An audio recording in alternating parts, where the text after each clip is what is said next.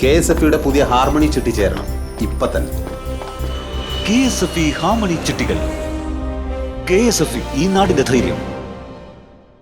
എന്നെ എന്താ ആർക്കും മനസ്സിലാകത്തില്ല. ഡയലോഗ് ഉണ്ട്, ഇതൊക്കെ ഞാൻ മദറിനോട് ശരിക്കും ചോദിച്ചിട്ടുണ്ട്. അപ്പൊ എന്റെ ജീവിതത്തിൽ എനർജീസ് വെച്ചിട്ടോ അല്ലെങ്കിൽ മാനസികമായിട്ടുള്ള പ്രശ്നങ്ങൾ വെച്ചിട്ടോ ഡിപ്രഷൻ വെച്ചിട്ടോ എവിടെയൊക്കെ ഞാൻ എന്റെ ജീവിതത്തിലും അല്ലെങ്കിൽ കടന്നു പോയിട്ടുണ്ട്. അഭിനയിക്കണമായിട്ട് തോന്നാണ്ട് അഭിനയിക്കണം.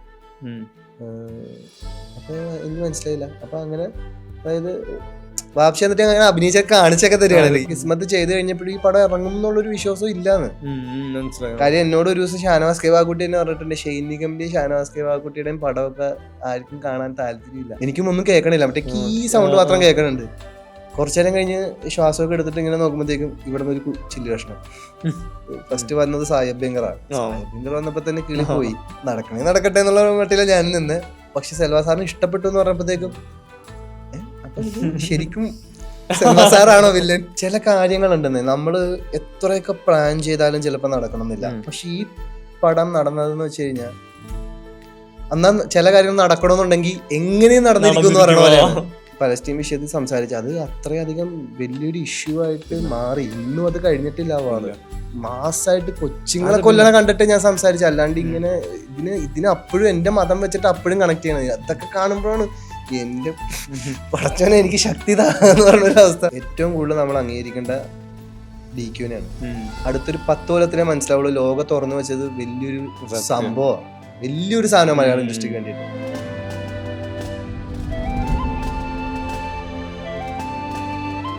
Welcome Shane. Thank you. ആദ്യമേ ചോദിക്കാനുള്ളത് ഒരു സന്തോഷത്തിന്റെ എക്സ്റ്റൻഷൻ കൂടിയാണ്. ഈ ബൾട്ടി കണ്ടു കഴിയുമ്പോൾ കുറച്ച് നേരത്തെ പറഞ്ഞ പോലെ ഈ ഫുൾ പാക്കേജ് പടത്തിൽ ഒരു മലയാളം ആക്ടറെ ഒരു സ്റ്റാർ ലെവൽ സ്പേസ് കിട്ടുന്ന സിനിമകൾ, അവിടെ ആക്ഷൻ ഉണ്ട്, പാട്ടുണ്ട്, ഡാൻസ് ഉണ്ട്. ഇതിന്റെ ഭാഗമായിട്ട് ഒരു സിനിമ റിലീസാവുന്നു, പോസ്റ്റ് റിലീസിൽ ആളുകൾ സ്വീകരിക്കുന്നു. ഈ റെസ്പോൺസിലാണല്ലോ എല്ലാ സിനിമയും നിൽക്കുന്നത്. നിങ്ങളുടെയും എടുത്ത എഫേർട്ടിന്റെ റിസൾട്ട് എന്ന് പറയുന്നത് ആളുകളുടെ റെസ്പോൺസ് ആണ്. ബൾട്ടി ഇറങ്ങി ഒരു വീക്കിനടുത്തോട്ട് മുകളിലോട്ട് കയറിയിരിക്കുന്നു. എന്താണ് ഈ മൊമെന്റ്? ഷെയ്ൻ എന്തുമാത്രം ഹാപ്പിയാണ്? ഞാൻ 100% ഹാപ്പിയാണ്.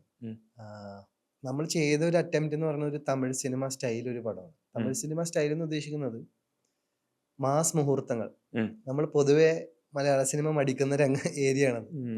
പക്ഷെ ഇതിന് കഥപരമായിട്ട് ഉണ്ട്. അതായത് ആ ക്യാരക്ടറിനും അല്ലെങ്കിൽ നായകന്റെ സുഹൃത്തുക്കൾക്കും അല്ലെങ്കിൽ ഈവൻ വില്ലന്മാർക്ക് പോലും അവരുടെ സ്വാഗും അല്ലെങ്കിൽ അവരുടെ പരിപാടികൾ കാണിക്കാനുള്ള ഏരിയ പടത്തിന്റെ കഥയിലും സ്ക്രിപ്റ്റിലും ഉണ്ട്. അത് നല്ല മ്യൂസിക്കോടെ നല്ല അടിപൊളിയായിട്ട് ഷൂട്ട് ചെയ്തപ്പോഴത്തേക്കും തിയേറ്ററിൽ ക്ലാപ്സും വീഴുന്നു എന്നുള്ളതാണ് അതിന്റെ ഒരു ഭംഗിയുള്ളൊരു കാര്യം. അത് കാണുന്നു. അത് കുറെ ഞാനിപ്പോൾ തിയേറ്റർ വിസിറ്റ് ഒക്കെ നടത്തി. അതിൽ എനിക്ക് അറിയാൻ പറ്റിയത് വളരെ നോർമൽ ക്രൗഡിലേക്ക് ക്രേസി ആയിട്ട് ഈ പരിപാടി റീച്ച് ആയിട്ടുണ്ടെന്നുള്ളതാണ്. ലേമാൻ സിനിമ വരുമ്പോൾ അവിടെ അവര് ഹാപ്പി ആവുന്നുണ്ട്. ലേമാൻ സിനിമയാണ്, വളരെ സാധാരണക്കാരാണ് കൈയടിക്കുന്നത്. ഈ അതിൽ തന്നെ എനിക്ക് ചോദിക്കാനുള്ളത്, നമ്മൾ ചെറുപ്പം തൊട്ടേ കുറെ സിനിമകൾ കാണുന്നുണ്ട്. ഉറപ്പായിട്ടും നമ്മൾ വളർന്ന സ്റ്റേജിലെല്ലാം നമുക്കുള്ള റിസോഴ്സ് ആയിട്ട് സിനിമയുണ്ട്.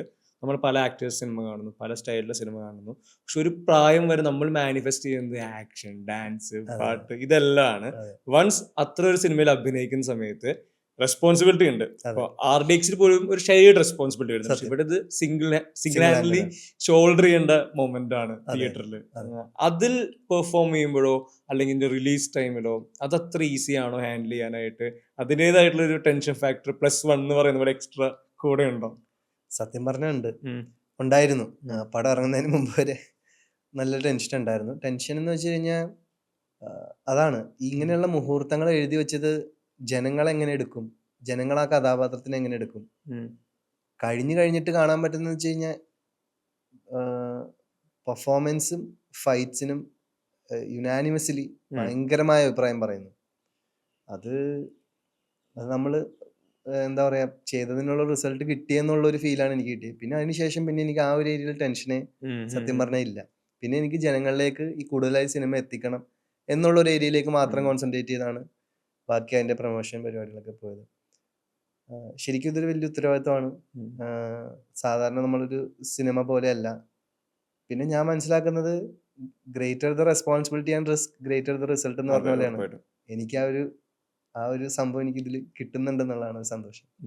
ഈ ആളുകളുടെ റെസ്പോൺസിനെ പറ്റി പറയുമ്പോൾ അവർക്ക് ഇഷ്ടപ്പെടുക എന്ന് പറയുമ്പോൾ എനിക്ക് തോന്നിയിട്ടുണ്ട് ഷെയ്ൻ എന്ന ക്യാരക്ടർ അല്ലെ ഒരു ആക്ടർ പേര് പറയുന്ന സമയത്ത് മനസ്സിലേക്ക് വരുന്ന റീല് പോലെ വിഷ്വൽസ് വരും. നമ്മൾ നിങ്ങളെ കാണുന്നത് കൂടുതലും സ്ക്രീനിലാണ്.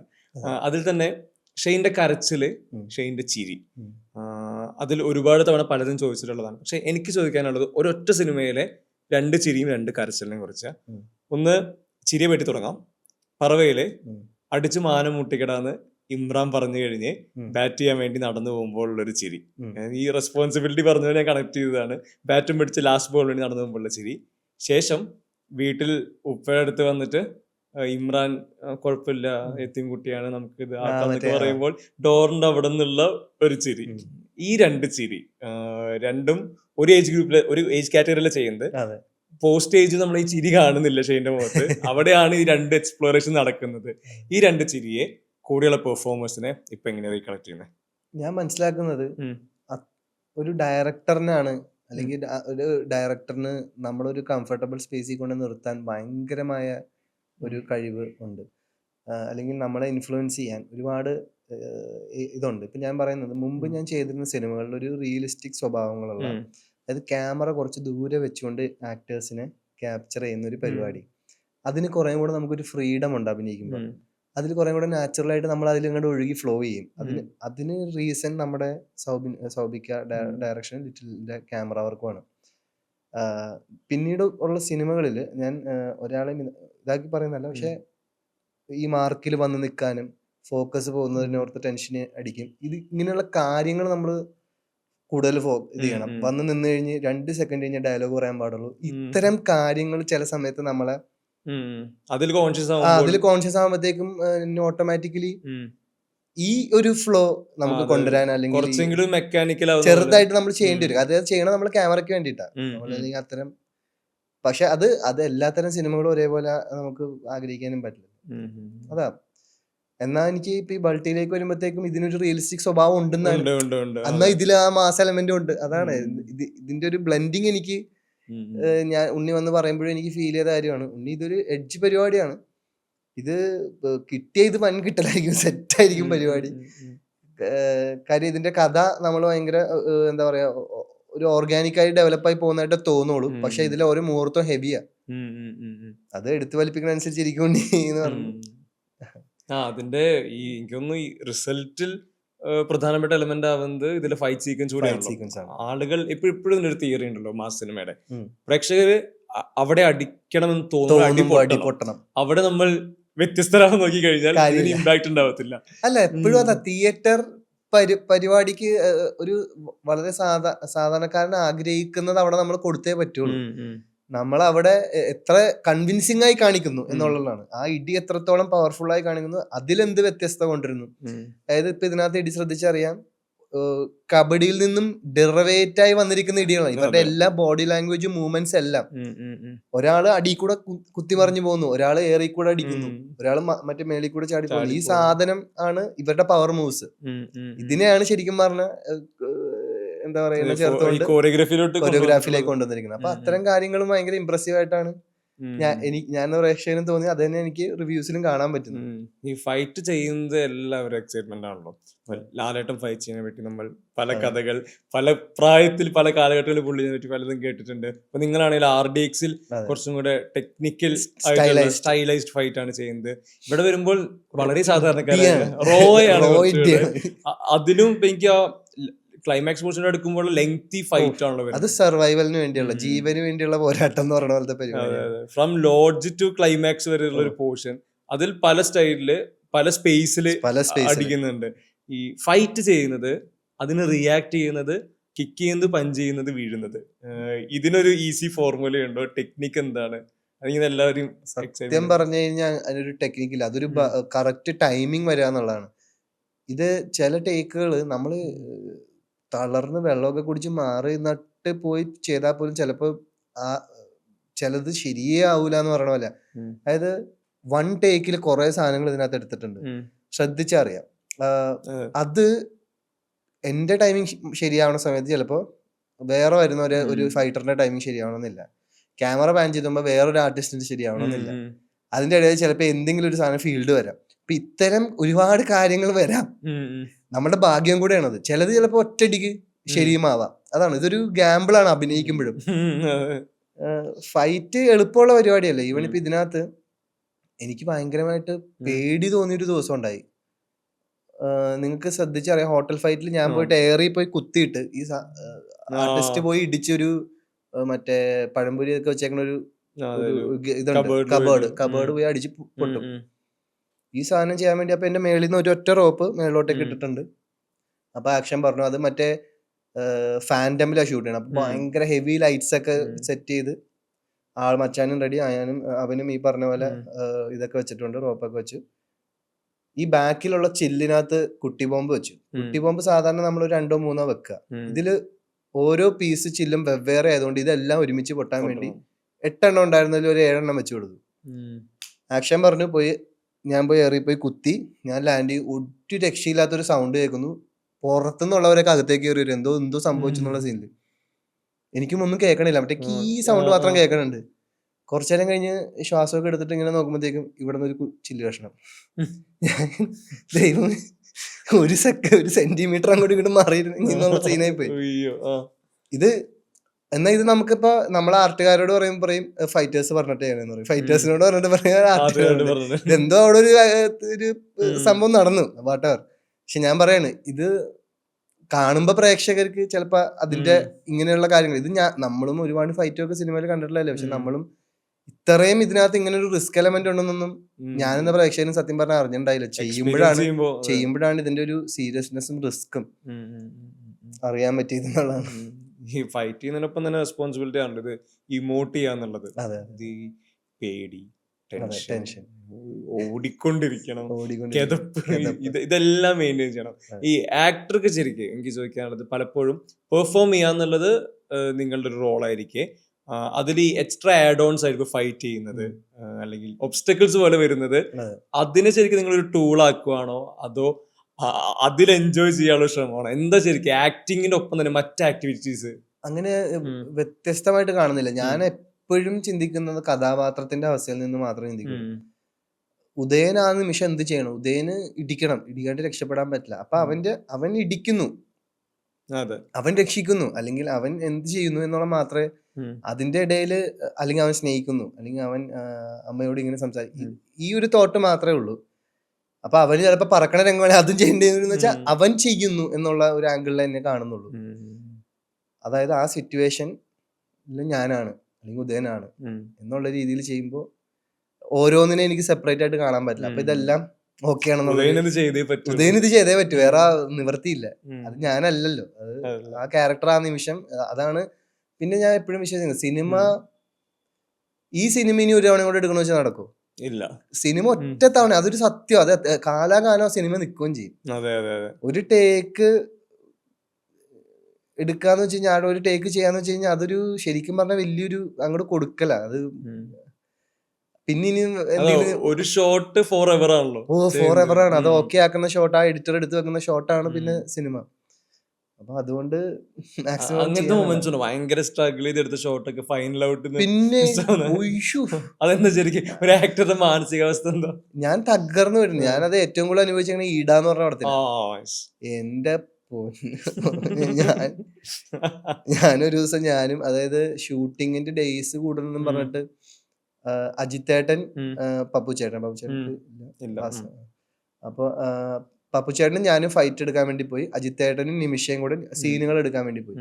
അങ്ങനെ മറ്റേ പറങ്കിമാവിന്റെ തോട്ടത്തിലെ കണ്ണൂർ ആ ഒരു ഏരിയയില, നരിക്കുനിയോ അങ്ങനെയൊക്കെ ഉള്ള ഒരു ഏരിയയിലെ, നരിക്കുനി താമരശ്ശേരി ആ ഒരു ഏരിയയിലാണ് ഷൂട്ട് നടക്കുന്നത്. കണ്ണൂരല്ല, ഈ വയനാട് പോകുന്ന ഏരിയയിൽ ഒരു ബോംബ് എറിയുന്നു, അങ്ങനെയുള്ള സ്റ്റീൽ ബോംബ് എറിയുന്നു, ഇങ്ങനെയുള്ള സാധനങ്ങളൊക്കെ എടുക്കുക, മറ്റേ മറിയുന്നു തിരിയുന്നു. അന്ന് മറ്റേ ബെഡ് സെറ്റപ്പ് ഒന്നും ഇല്ല. ഞാൻ എന്നിട്ട് ഒരു ബെഡ് എനിക്ക് കൊണ്ടുവന്ന മറ്റേ സാധാരണ ബെഡായിരുന്നു, അതിലേക്ക് ചാടി പോയി തലയൊക്കെ ഇടിച്ച് ഒരു കൊക്കയിലേക്ക് വീഴാൻ പോയി, എങ്ങനെയൊക്കെ രക്ഷപ്പെട്ട് ഇതൊക്കെ ഉണ്ടായി. ലാസ്റ്റ് ഞാൻ പടത്തിൽ നിന്നല്ല, അന്നത്തെ നൈറ്റ് ഞാൻ കുളിച്ചു നോക്കുന്നത് എല്ലാവരും എഡിറ്റിംഗ് ടേബിളിൽ വന്ന് നോക്കുന്നതിന് അജിത്തേട്ടൻ പറഞ്ഞ ഇത് വർക്കല്ല. ഞാൻ ഇങ്ങനെ കുറച്ചു നേരം അങ്ങനെ, അതായത് ആ ഫൈറ്റ് ശരിക്കും പറഞ്ഞാൽ ഓട്ടവും കാര്യങ്ങളൊക്കെ എനിക്ക് തോന്നുന്നു ഒരു 1.5 മണിക്കൂർ ഫുട്ടേജ് ഉണ്ടെന്ന് തോന്നുന്നു. അത് പക്ഷെ പടത്തിനകത്ത് 10 മിനിറ്റ് ഉണ്ടായിരുന്നു, 10 മിനിറ്റ് പോലും ഇല്ല. അപ്പൊ അങ്ങനെ ഉള്ള കാര്യങ്ങൾ, അതാണ് ആ പടത്തിലാണ് ഏറ്റവും കൂടുതൽ അങ്ങനെയുള്ള ഒരു അനുഭവം ഉള്ളത്. അത് മോശമായിട്ട് പറയല്ല, കാര്യം അവര് എന്താ പറയാ, ഒരു ട്രയൽ ആൻഡ് എറർ പോലെ ആയിരുന്നു അതിന്റെ ഒരു മേക്കിംഗ് പരിപാടികളൊക്കെ. അപ്പൊ അതില് വർക്കായത് അവര് വെച്ചു, അത്രേ ഉള്ളൂ. ഈ സെൽവരാഗം എന്നുള്ള ഫാക്ടർ സിനിമയുടെ അനൗൺസ്മെന്റ് മുതലേ നിങ്ങളെല്ലാവരും സെൽവരാഘവൻ വരുന്നു, സെൽവരാഘവൻ മലയാള സിനിമയിൽ അഭിനയിക്കുന്നു. ഉറപ്പായിട്ടും പ്രേക്ഷകരെ പോലെ തന്നെയാണ്, നിങ്ങളോട് പ്രേക്ഷകരാണല്ലോ കണ്ടു വളർന്ന സിനിമകള്. ഇദ്ദേഹത്തിന്റെ പെർഫോമൻസ് നമ്മൾ വളരെ ചുരുക്കം കണ്ടിട്ടുണ്ടെങ്കിൽ കൂടി എടുത്ത സിനിമകളെ പറ്റി നമുക്കറിയാം. നമ്മൾ അത്രയും ടച്ച് ചെയ്തിട്ടുള്ള, ഇൻസ്പയർ ചെയ്തിട്ടുള്ള എല്ലാ ടൈപ്പ് സിനിമകളുണ്ട്. എനിക്ക് 1001 ഇപ്പോഴും നമുക്കിത് പോസിബിൾ ആവണം ഇനി ഇങ്ങനെ ഒരു സിനിമ എന്നുള്ളത് ക്വസ്റ്റ്യൻ മാർക്കാണ് അവിടെ ഉള്ളത്. സെൽവരാഘവൻ ഓൺ സെറ്റ് പുള്ളി ആദ്യം കാണുന്നത്, സംസാരിക്കുന്നത് എന്താ മൊമെന്റ് എന്താ? എന്നെ സംബന്ധിച്ചിടത്തോളം ഈ സിനിമയിലെ ഓരോ കാര്യങ്ങളും ആ രീതിയിൽ അത്ഭുതങ്ങളാ. അതായത് ആദ്യം ഫസ്റ്റ് വന്നത് സായി അഭ്യങ്കറാണ്. സായി അഭ്യങ്കർ വന്നപ്പോ തന്നെ കിളി പോയി. അത് കഴിഞ്ഞ് സെൽവ സാറിന്റെ പേര് പറയുന്നു. സെൽവ സാറിന്റെ പേര് പറയുമ്പോ പോയി കഥ പറയാൻ പോവാന്ന് പറഞ്ഞു. അപ്പൊ ഞാൻ വലിയ പ്രതീക്ഷയൊന്നും ഇല്ല. പിന്നെ ഉണ്ണിയെ പോയിട്ട് നമ്മള് ഉണ്ണിക്കെന്ന് വെച്ചാൽ എല്ലാം വലിയ വലിയ ചിന്തകളാണ്, നടക്കണേ നടക്കട്ടെ എന്നുള്ള മട്ടില ഞാൻ നിന്ന്. പക്ഷെ സെൽവ സാറിന് ഇഷ്ടപ്പെട്ടു എന്ന് പറഞ്ഞപ്പോഴത്തേക്കും അപ്പൊ ഇത് ശരിക്കും സെൽവ സാറാണോ വില്ലൻ എന്ന് പറയണ. ഞാൻ പറഞ്ഞിരുന്നു ഭൈരവനൊക്കെ എനിക്ക് ഇപ്പൊ നിലവിലുള്ള ആർട്ടിസ്റ്റുകളൊന്നും ചിന്തിക്കാൻ പറ്റുന്നില്ല. അങ്ങനെ ഒരു തമിഴ് ഒരു കൾച്ചർ വേണം. അതാണെങ്കിൽ വന്യ ഒരു ക്യാരക്ടറാണല്ലോ, അത് ഒന്നൊന്നര ക്യാരക്ടർ വേണം. അങ്ങനെ ഒരു പെർഫോമൻസ് ഉണ്ടെങ്കിലേ നിക്കോളൂ. അങ്ങനെ സെൽവ സാറിന്റെ പേര് പറഞ്ഞു. അത് സംഭവിക്കുന്നു എന്ന് പറഞ്ഞു. ഇതിൽ നമ്മൾ ആഡ് ചെയ്ത് വെക്കേണ്ടതെന്ന് വെച്ച് കഴിഞ്ഞാല് സെൽവ സാറിന്റെ കാതൽ കൊണ്ടേയും മുതൽ ചെയ്തിരിക്കുന്ന പടങ്ങള്. ഇപ്പോ ലാസ്റ്റത്തെ എഞ്ചിക്ക് എനിക്ക് കാണാൻ പറ്റിയില്ല. ഞാനിപ്പോ എനിക്ക് തോന്നുന്നു ലാസ്റ്റത്തെ ഓർമ്മയിലുള്ളത് മയക്കമെന്നെ. പുതുപ്പേട്ടയൊക്കെ ഞാൻ റിപ്പീറ്റഡ് വാച്ച് എന്തോരം തവണ കണ്ടിട്ടുണ്ടെന്ന് പറയൂ. കുറെ അതായത് ഒരു ലെവൽ ഓഫ് വ്യത്യസ്തത ഉണ്ട്, ഒരു ഐഡന്റിറ്റി ഉണ്ട് സെൽവ സാറിന്റെ മേക്കിങ്ങിന്. എല്ലാ ക്യാരക്ടേഴ്സിനും ഉണ്ട്. എല്ലാം ഇങ്ങനെ ആ എഴുത്തിനൊരു ഭയങ്കര എന്തോ ഒരു ഇന്റൻസിറ്റിയാ. ആ ഇന്റൻസിറ്റി ഭയങ്കര ആകർഷിക്കുന്ന ഒരു എലമെന്റാ. എന്റെ കാഴ്ചപ്പാടിൽ ലെജൻഡറി ഡയറക്ടർ എന്നാണ് ഞാൻ പറയുള്ളൂ. അങ്ങനെ ഒരു ആള് സിനിമയിൽ വരുന്നു, അതും ഞങ്ങളുടെ വില്ലനായിട്ട് വരുന്നു എന്ന് പറഞ്ഞൊക്കെ ചിന്തിക്കാൻ പോലും പറ്റാത്ത ഹൈയാണ് ബ്രോ. അത് അല്ലേ ഒരു പിന്നല്ലാതെ ഇപ്പൊ പറയൂ, ഈ കാതൽ കൊണ്ടേൻ കാണുന്ന സമയത്ത് ആദ്യം കാതൽ എന്നുള്ള ടൈറ്റിൽ കൊണ്ട് എല്ലാവരും ഇത് വളരെ കൂൾ പടമായിരിക്കുമല്ലോ എന്നുള്ള പ്ലാനിൽ കാണാൻ പോകുന്നു. അവിടെ ഹോണ്ടിങ് എക്സ്പീരിയൻസിലാണല്ലോ നമ്മളെല്ലാവരും തിയേറ്ററിൽ ഇറങ്ങി പോകുന്നത്. സാർ ഒരു വ്യത്യസ്തമായ മനുഷ്യനുമാണ് കേട്ടോ. ഞാൻ മനസ്സിലാക്കിയതിൽ ഒരു ഡിഫറെന്റ് തോട്ട് പ്രോസസ് ഉള്ളൊരു വ്യക്തിയായിട്ട് എനിക്ക് തോന്നി. എന്താ പറയാ, ഞാൻ ഇൻസ്റ്റാഗ്രാമില് ഫോളോ ചെയ്യുന്നുണ്ട്. അപ്പൊ സാറ് പറയുന്ന ചില കാര്യങ്ങളൊക്കെ നമുക്ക് മനസ്സിലാവുന്നുണ്ട്. എവിടെയോ എന്തോ ഒരു വ്യത്യസ്തമായ ഒരു ജീവിതത്തിനോട് കാഴ്ചപ്പാടുള്ള ഒരാളായിട്ടാണ് എനിക്ക് ഫീൽ ചെയ്തത്. അതേപോലെ സെറ്റിൽ വന്നപ്പോഴത്തേക്കും ഫസ്റ്റ് ഡേ സെൽവ സാറിന് എല്ലാരും മറ്റേ ഒരു എന്താ പറയാ ഭയഭക്തി ബഹുമാനത്തോടെ നിൽക്കുകയാണ്. അങ്ങനെ കാറി കയറി ഇരിക്കുന്നു, ഫ്രണ്ടിൽ റിഗ് വെച്ചിട്ടുണ്ട്. ഞങ്ങള് ആ സെക്കൻഡ് ഹാഫിൽ ഞങ്ങൾ മറ്റേ ഗുണ്ടാപ്പിരിവും പരിപാടിയൊക്കെ ആയിട്ട് പോകൂലേ, ആ ഒരു ടൈമിലുള്ള ഷോട്ടാണ് എടുക്കുന്നത് ആദ്യം. അപ്പൊ ഞങ്ങളെല്ലാവരും ഇരിക്കും. അപ്പൊ ഒന്നും മിണ്ടണില്ല, എല്ലാവരും പരസ്പരം നോക്കിയിരിക്കും. പുള്ളി ആക്ഷൻ പറഞ്ഞതും പെട്ടെന്ന് ഈ ഞങ്ങളുടെ കൂടെ ജക്സൺ എന്ന് പറഞ്ഞ മണിയുടെ ക്യാരക്ടറിനെ എന്തോ, അതായത് ഒരിക്കലും പ്രതീക്ഷിക്കില്ല അങ്ങനെ ഒരു ഡയറക്ടറിന്റെ അടുത്തുനിന്ന് ഒരു ചെറിയ ഭയങ്കര ഫ്രണ്ട്സ് ഒക്കെ പറഞ്ഞ പോലത്തെ ഒരു ഡയലോഗ് അടിച്ച് എല്ലാരും ചിരിച്ച് കൂളാക്കി കളഞ്ഞെന്ന് പറയില്ലേ. പുള്ളിയാണ്. നമുക്കും നമ്മൾ മറ്റേ മിണ്ടാണ്ടിരിക്കും. എനിക്കൊന്ന് പുള്ളിക്കാരന് മനസ്സിലായിട്ടുണ്ടാവണം നമ്മള് ടെൻഷനിലാണ് നിൽക്കുന്നത്. അപ്പൊ തന്നെ ചിരിച്ചു കളി, പിന്നെ ഞങ്ങൾ അങ്ങോട്ട് കൗണ്ടർ പറയാ, ഇങ്ങനെയൊക്കെ ആയിരുന്നു. ഭയങ്കര രസമായിരുന്നു. ഏതെങ്കിലും ഒരു ഭയങ്കര ടച്ച് ചെയ്ത ഇമ്പാക്ട്ഫുൾ ആയി സെൽവരാഘവൻ സിനിമ ഏറ്റവും ബെസ്റ്റ് എന്ന് പറയുന്നതാണ്. എനിക്ക് ഒറ്റ പേഴ്സണൽ ഫേവറേറ്റ് ആയിട്ട് കിട്ടുന്നില്ല, രണ്ടെണ്ണം ഞാൻ പറയാം. ഒന്ന് എനിക്ക് പുതുപ്പേട്ടയും മയക്കമെന്നെ. എനിക്ക് രണ്ടും ഭയങ്കര ഇഷ്ടമാണ്. പുതുപ്പേട്ട എപ്പോഴും പറയുമല്ലോ സിനിമയുടെ ലെങ്ത് നമ്മൾ അറിയുന്നില്ലല്ലോ. ക്യാരക്ടർ സ്റ്റഡി പോലല്ലേ കൊക്കികുമാറിനെ ഫോളോ ചെയ്ത് അയാളുടെ അതുപോലെ തന്നെ മയക്കമെന്നെ ആവുമ്പോഴും ഈ ഇൻഡിവിജ്വൽസിനിടയിലുള്ള ഇവരുടെ കോൺഫ്ലിക്ട്സും റിലേഷൻഷിപ്പ് ഇഷ്യൂസും ഒരു പ്രത്യേക വൈബാന്ന് പറയൂലേ. ആ സിനിമ വിഷ്വലില് ഫോക്കസ്ഡ് ആണ്. സിനിമയുടെ വിഷ്വൽ ആ തരത്തിൽ ഭയങ്കര ഇമ്പാക്ട് ആണ്. ഒരു ഫോട്ടോഗ്രാഫറിന്റെ ലൈഫ് അത് ഭയങ്കര ഡിപ്രസീവ് പരിപാടിയാണ് കാണിക്കണത്. പക്ഷെ എന്തോ ഒരു അതിന്റെ ഡാർക്കിൽ ആർട്ട് ഉണ്ട്. ഡാർക്കിലൊരു അർത്ഥമാണ് അതെ, പരിപാടി. സത്യം. പുള്ളി ആ ഒരു ആംഗിളിലാണ് മൊത്തത്തിൽ നിൽക്കുന്നതെന്ന് തോന്നുന്നു. ഈ ഡാർക്കും ആർട്ടും പറഞ്ഞുകൊണ്ട് ഇപ്പോ നേരത്തെ പറഞ്ഞല്ലോ ഷെയ്ൻ തുടക്കകാലം ചെയ്ത സിനിമകളിലെല്ലാം ഇതിന്റെ ഒരു ക്ലോഷർ പോയിന്റിൽ ഷെയ്ൻ അത്രയും കോൺഫ്ലിക്റ്റുകൾ നേരിടുന്നു. ഈ ഇന്നർ കോൺഫ്ലിക്റ്റുകൾ വേറെ, അതിന്റെ റിസൾട്ട് പുറത്തുള്ളത് വേറെ. നമുക്ക് സ്ക്രീൻ ഷെയ്ൻ പാവം ഇതിലെന്താണ് ഇനി ഇതൊരു യൂഷ്വൽ ഫോർമാറ്റ് പോലെ ഒരു പോയിന്റിൽ വന്നിരുന്നു. അപ്പോഴൊക്കെ ഷെയ്ൻ ശരിക്കും ആഗ്രഹിച്ചിട്ടില്ലേ ഭയങ്കര ഒരു കമേഴ്ഷ്യൽ സിനിമ, ഡാൻസും പാട്ടും അടിയൊക്കെ ആയിട്ട്? ഞാൻ ആഗ്രഹിച്ചാൽ മാത്രം പോരാ. പോരാ, അതാണ് വ്യത്യാസം. ഇപ്പൊ എല്ലാരും പറയും ഷെയ്ന് നല്ല ഇങ്ങനത്തെ പടം ചെയ്യണം. എനിക്ക് നല്ല ആഗ്രഹമുണ്ട്. ഇതിനകത്തൊരു വിഷയം എന്താന്ന് വെച്ചാൽ റിയലിസ്റ്റിക് ഫോർമാറ്റ് പടങ്ങൾ അല്ലെങ്കിൽ 4 റൂമിലും ബെഡിലും ഇങ്ങനെ തീരുന്ന പടങ്ങൾക്ക് ബഡ്ജറ്റ് കുറവാ. ഇതാണ് എന്നെ അന്ന് വിശ്വസിച്ച് എടുത്തോണ്ടിരുന്നത്. എനിക്ക് അന്ന് പോയിട്ട് ഭയങ്കര തെലുങ്ക് സ്റ്റൈലിലുള്ള പാട്ടും ഇതൊക്കെ വേണമെന്ന് പറഞ്ഞു കഴിഞ്ഞാൽ ആരാണ് മുടക്കുക? അപ്പൊ അന്ന് എനിക്ക് അതായിരുന്നു അഫോർഡ് ചെയ്യാൻ പറ്റിയെന്നുള്ളതാണ്. പക്ഷെ അതിൽ ഞാൻ തെരഞ്ഞെടുക്കുന്ന കഥാപാത്രങ്ങൾക്ക് ഇന്റൻസിറ്റി ഉണ്ടായി, അത് ഉറപ്പായിട്ടും ഉണ്ടായി. അത് ഞാൻ വിശ്വസിക്കുന്നത് എനിക്ക് അങ്ങനെ ഒരു വെറുതെ ഒരു അങ്ങനെ ചെയ്യാൻ എന്റെ ജീവിതത്തിനുള്ള കാഴ്ചപ്പാട് അങ്ങനെയല്ല. ഇപ്പൊ ഒരു അഭിനയം എന്നുള്ള രീതിയിലോ ഇപ്പൊ ഈവൺ ഈ ബൾട്ടിയിലെ അല്ലെങ്കിൽ ക്യാരക്ടറിന്റെ ഇന്റൻസ് ആണ് സാധനം. ക്യാരക്ടർ ചുമ്മാ ഒരു പിള്ളേരുകളി പരിപാടിയിലേക്കല്ല പോണേ, ഇന്റൻസ് ക്യാരക്ടറൈസേഷനിലേക്ക് തന്നെ പോണേ. അതെന്നെ അട്രാക്ട് ചെയ്യുന്ന ഘടകം തന്നെയാണ്. ആ ക്യാരക്ടറിന്റെ ഉള്ളിൽ ഈ പറയുന്ന കൊമേഴ്ഷ്യൽ എലമെന്റുകൾ രസകരമായി വന്നു. പിന്നെ പ്രൊഡക്ഷൻ ഇത്രയും ബഡ്ജറ്റ് മുടക്കി. ഇവൻ ഇതിനു മുമ്പ് നമ്മൾ RDX ആണ് അങ്ങനെ ഒരു സാധനം എനിക്ക് തന്നത്. അത് കഴിഞ്ഞ് അതിനേക്കാളും എക്സ്പെൻസീവ് ആയ ഒരു പ്രോജക്റ്റ് ബൾട്ടിയും അങ്ങനെ സംഭവിക്കുകയാണ്. എനിക്ക് ആഗ്രഹമുണ്ട് ഇങ്ങനെയുള്ള ഒരു കൊമേഴ്ഷ്യൽ ഫോർമാറ്റിലുള്ള പരിപാടി. ഇപ്പൊ ഈവൻ ഹാല് ഇറങ്ങാനുള്ള പടമാണ് അത് ഞാൻ മനസ്സിലാക്കുന്നത് ഇന്നുവരെ കാണാത്ത മികച്ച അങ്ങനെയൊന്നും അല്ല. പക്ഷെ അത് രസമുള്ള ഒരു ലവ് സ്റ്റോറിയാണ്. അതിൽ കുറെ നല്ല പാട്ടുകളുണ്ട്, തിയേറ്ററിൽ എൻജോയ് ചെയ്ത് കാണാൻ പറ്റുന്ന, എന്നാൽ അതിനകത്തൊരു പൊളിറ്റിക്കൽ ലെയർ അടയാളപ്പെടുത്തി പോകുന്ന ഒരു സിനിമയാണ്. അപ്പൊ അതാ സംതിങ് വേണമല്ലോ, എന്തെങ്കിലും ഒരു പരിപാടിയും വേണം, എന്നാൽ അതിനോടൊപ്പം കൊമേഴ്ഷ്യൽ എലമെന്റ്സും. ഇതാണ് ഞാൻ നോക്കുന്നത്. ഈ നേരത്തെ തൊട്ടേ ഷെയ്ൻ സംസാരിക്കുമ്പോൾ നമ്മൾ സംസാരിച്ചപ്പോഴൊക്കെ എനിക്ക് ഭയങ്കര സന്തോഷം തോന്നിയിട്ടുള്ളത് ഷെയ്ൻ ഈ കാര്യങ്ങള് ഡീപ്പായി കണ്ട് സംസാരിക്കാറുണ്ട്, ഒപ്പം നിൽക്കുന്നവരെ വാല്യൂ ചെയ്യാറുണ്ട്.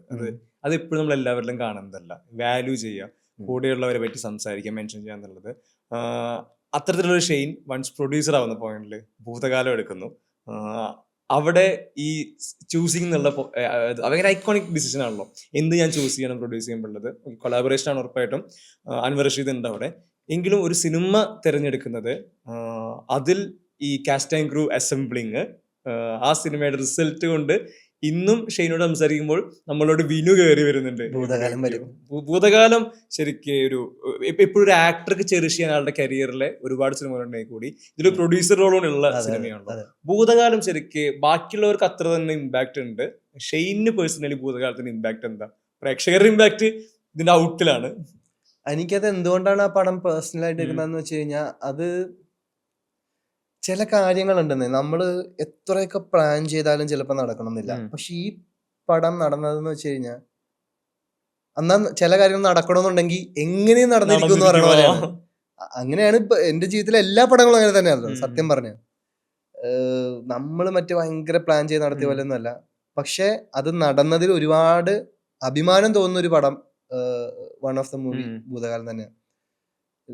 കോവിഡ് ടൈമിൽ എല്ലാരും പടങ്ങൾ ഇറക്കുന്നു, സീ യു സൂൺ പോലെയുള്ള പടങ്ങൾ വരുന്നു. അപ്പൊ ഞാനിങ്ങനെ ഇരിക്കുന്നു, നമ്മൾ ഈ വെറുതെ ഇരുന്നിട്ട് അയ്യേ മോശമല്ലേ എന്നുള്ള സീനിൽ എനിക്കുണ്ട്. പക്ഷെ എനിക്കൊരു കറക്റ്റ് പ്രോജക്റ്റ് ലാൻഡ് ആവുന്നില്ല എന്നൊക്കെ പറഞ്ഞു നിൽക്കുന്നു. പെട്ടെന്ന് ഒരു ദിവസം രാഹുൽ സദാശിവൻ എനിക്ക് കണക്ട് ആയത്, ഞാൻ പണ്ടും പറഞ്ഞിട്ടുണ്ട് ഇന്റർവ്യൂല്, ഒരു വീഡിയോ ആണ് പുള്ളി അയച്ചത്. എനിക്കൊരു കഥ പറയാനുണ്ട്, ഈ വീഡിയോ ഒന്ന് കണ്ടുനോക്കുന്നു പറഞ്ഞു. അപ്പൊ ഒരു ഹൊറർ ഫിലിമാണ്, പക്ഷെ നമ്മളൊരു ഡിഫറെന്റ് ആയിട്ടുള്ള ടേക്കാന്നൊക്കെ പറഞ്ഞിട്ടാ പുള്ളി അതിനകത്ത് എഴുതിയേക്കണേ. അപ്പൊ ഞാൻ ആ വീഡിയോ നോക്കുമ്പോഴത്തേക്കും ഒരു ഏരിയയിലേക്ക് നമ്മൾ സ്റ്റെയർ ചെയ്ത് നോക്കുമ്പോൾ എന്തോ ഒരു എനർജി, ബ്ലാക്കിഷ് ഒരു എനർജി ഫോം ചെയ്യണമല്ലോ. പ്രയത്നം കാണിക്കുന്നില്ല, ഒരു paranormal activity vibe, presence feel ചെയ്യണം. അപ്പൊ എനിക്ക് മനസ്സിലായി മച്ചാനപ്പ എന്തോ പരിപാടി ഉണ്ട്. നേരെ വിളിച്ച് ആള് കഥ പറഞ്ഞ് കൊള്ളാം, ഡീസന്റ് ആയിട്ടുള്ള പരിപാടിയാണ്. അപ്പൊ അത്ര എനിക്ക് കിട്ടണുള്ളൂ കേട്ടോ, വേറെ അധികം ഒന്നും എനിക്ക് കിട്ടുന്നില്ല. നേരെ ഞാൻ എന്നിട്ട് ഇതിന് ഇൻവെസ്റ്ററിന് വേണമെന്നും പറഞ്ഞിട്ട് എന്റെ അന്നത്തെ സോഴ്സിൽ നിന്നൊക്കെ അവിടെ ഇവിടെയൊക്കെ വിളിക്കുന്നുണ്ട്. അധികം ഒന്നും അങ്ങനെ പ്രാക്ടിക്കലായിട്ട് കാണുന്നില്ല. ഞാൻ എന്നിട്ട് ലാസ്റ്റ് അമ്പുഖാൻ എന്ന് വിളിച്ചു. അമ്പുഖാൻ പരിചയത്തിൽ ആരെങ്കിലും ഉണ്ടോ, എനിക്ക് ഇങ്ങനെ ഒരു കഥ കിട്ടി, ഇങ്ങനെ വലിയ ബഡ്ജറ്റ് ഒന്നും വരില്ല, നമുക്ക് കോവിഡ് ടൈമിൽ OTT കൊടുക്കാൻ പറ്റിയ പടമാണെന്ന് പറഞ്ഞു. അമ്പുക്ക പറഞ്ഞാൽ ഞാൻ കേട്ട് നോക്കാന്ന് പറഞ്ഞു. അപ്പോഴും എനിക്ക് വിശ്വാസം അമ്പുക്ക കേക്ക് എന്ന് വെച്ചാൽ നമ്മളെ ഹെൽപ്പ് ചെയ്യാൻ വേണ്ടി എന്നുള്ള രീതിയിൽ നിൽക്കുന്നു. അമ്പുക്ക കേട്ട് കഴിഞ്ഞ് ആടാ കൊള്ളാം നമുക്ക് ചെയ്യാം, നിനക്ക് ഇൻവെസ്റ്ററെ പോലെ ഞാൻ ഇൻവെസ്റ്റ് ചെയ്യാം, ആ സീന പറഞ്ഞ ഒരു അങ്ങനെ.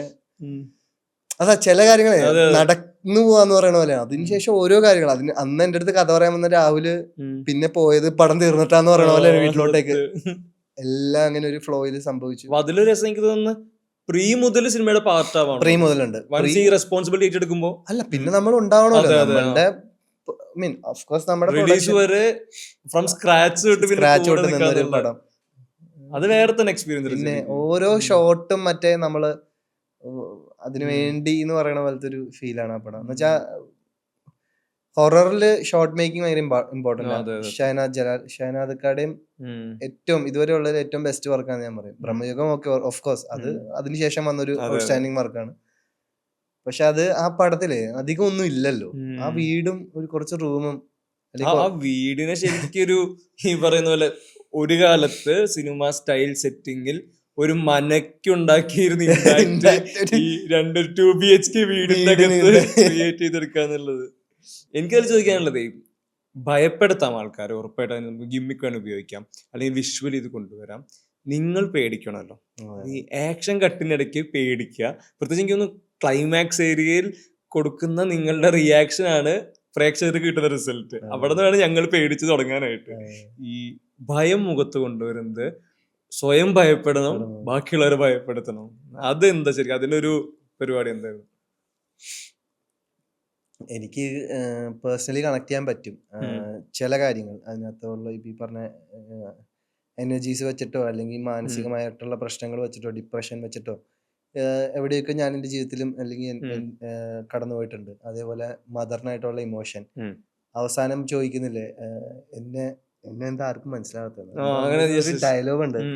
ഇതൊക്കെ ഞാൻ മദറിനോട് ശരിക്കും ചോദിച്ചിട്ടുണ്ട് എന്റെ ജീവിതത്തിൽ.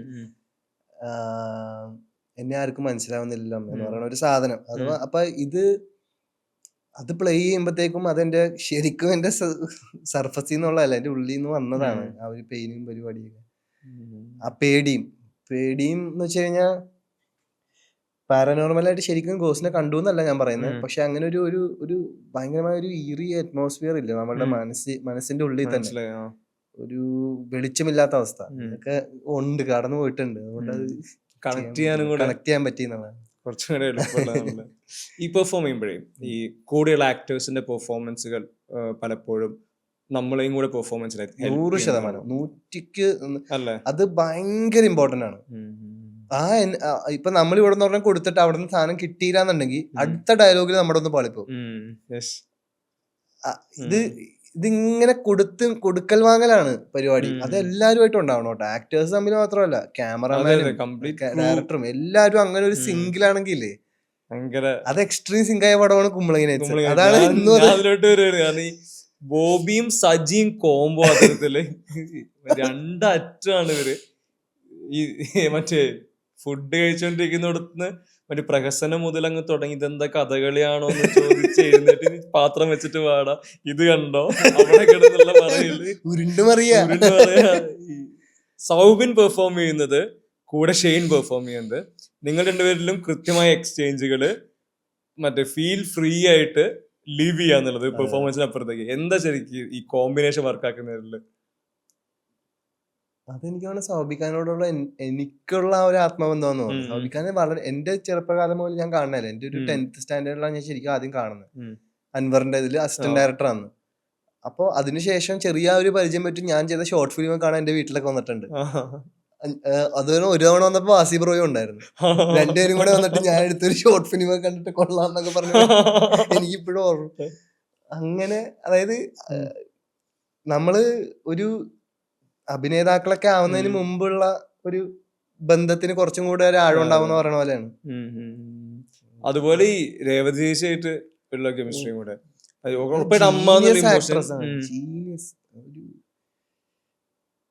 റെസ്പെക്റ്റ് ആണ്.